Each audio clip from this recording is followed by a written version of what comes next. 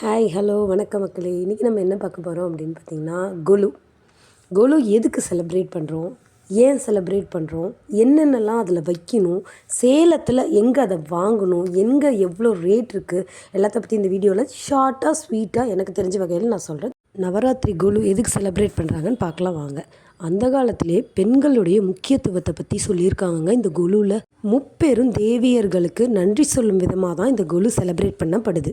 யார் அந்த முப்பெரும் தேவிகள்னு பார்க்குறீங்களா? பராசக்தி, மகாலட்சுமி, சரஸ்வதி, இந்த 3 தேவியர்களுக்கும் நன்றி சொல்லும் விதமாக தாங்க இந்த கொலு வைக்கப்படுது. எல்லாம் கவனித்து பாருங்கள். அந்த காலத்திலேயே ஒரு சாந்தமாக இருக்க ஒரு பெண் எந்த ரூபம் வேணாலும் எடுப்பா, சூழ்நிலைக்கு ஏற்றவாறு அப்படிங்கிறத இந்த கொலு மூலியமாக நம்மளுக்கு இன்ன வரைக்கும் அதை தெரிவிச்சுக்கிட்டு இருக்காங்க நம்ம முன்னோர்கள்.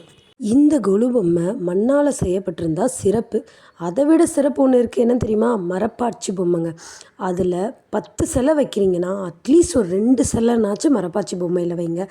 அது நம்ம வாழ்ந்த காலத்தை நம்மளுக்கு நினைவூட்டும் விதமாக தாங்க அந்த பொம்மை. ஏன்னா ஃபஸ்ட்டு பொம்மைங்கும் போதே மரப்பாச்சி பொம்மை தாங்க ஆரம்பிச்சது. அதனால் அந்த பொம்மை அட்லீஸ்ட் ஒரு 2 நாச்சும் உங்களோட அந்த செட்டில் வைங்க, நல்லாயிருக்கும். சேலத்தில் இது எங்கெங்கே கிடைக்குதுன்னு சொல்கிறேங்க. பூம்புகார், காதி கிராஃப்ட், மங்களன் மங்கள், கன்னிகா பரமேஸ்வரி கோயில் அந்த தெருக்கடை வீதி, கோட்டை மாரியம்மன் அந்த தெருக்கடை வீதி, அங்கே எல்லா இடத்துலையுமே ரொம்ப அஃபோர்டபுளாகவும் நிறைய பொம்மை கலெக்ஷன்ஸோடையும் இருக்குங்க. போய் பாருங்கள், ட்ரை பண்ணுங்கள், சூப்பராக இருக்கும். இதில் எத்தனை படி வைக்கலான்னு வாங்க பார்க்கலாம்.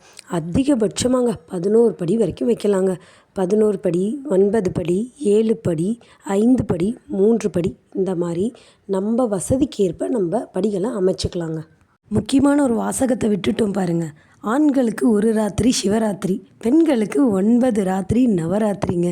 சிவராத்திரி டைமில் நம்ம எதுவுமே சாப்பிடக்கூடாது, ரொம்ப விரதமாக இருக்கணும், தூங்கக்கூடாது, இந்த மாதிரி நிறைய கட்டுக்கோப்பு இருக்குங்க. ஆனால் நவராத்திரிக்கு அப்படி இல்லைங்க.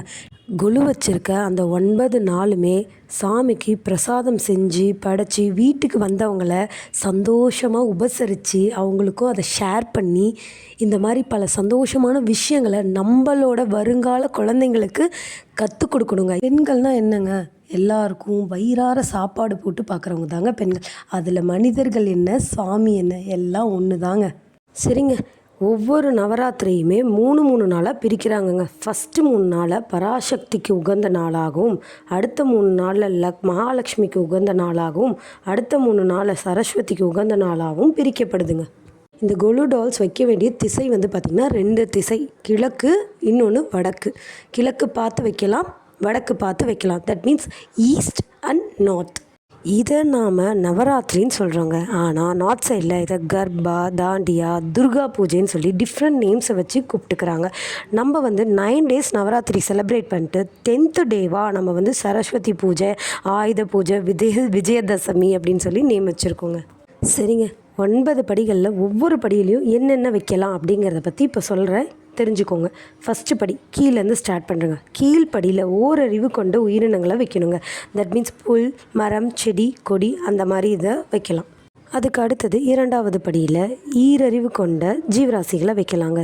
சங்கு, சிற்பி, நத்தை, அந்த மாதிரி. அடுத்தது 3வது படியில் எறும்பு, கரையான், இந்த மாதிரி சில பூச்சிகள் சம்மந்தப்பட்டதை வைக்கலாங்க.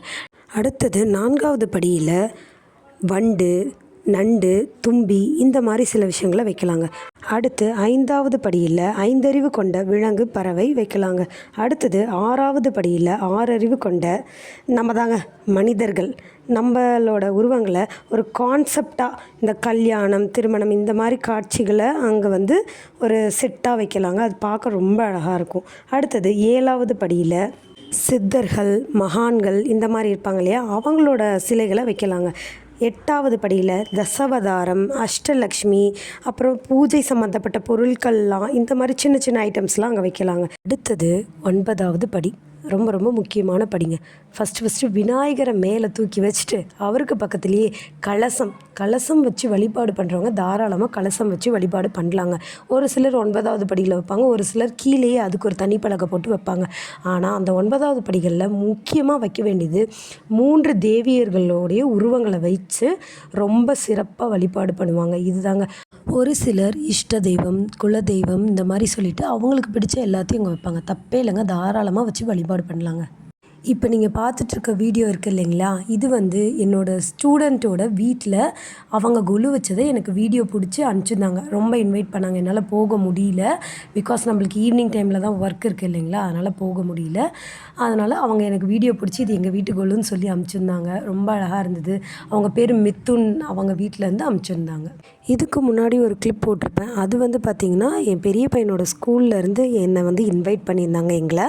நாங்கள் வந்து போயிட்டு வந்தோம். ரொம்ப அழகாக பண்ணியிருந்தாங்க. அந்த கொலு இதில் செட்டில் வந்து எங்களோட பொம்மையும் நாங்கள் கொடுத்துருக்கோம். அது என்ன பொம்மைன்னு சொல்லிட்டு கமெண்ட் செக்ஷனில் கமெண்ட் பண்ணுங்கள், பார்க்கலாம். இன்னொரு முக்கியமான விஷயங்க, இந்த நவராத்திரியில் ஒவ்வொரு நாளும் ஒவ்வொரு கலரை பிரதிபலிப்பாக சொல்லுதுங்க.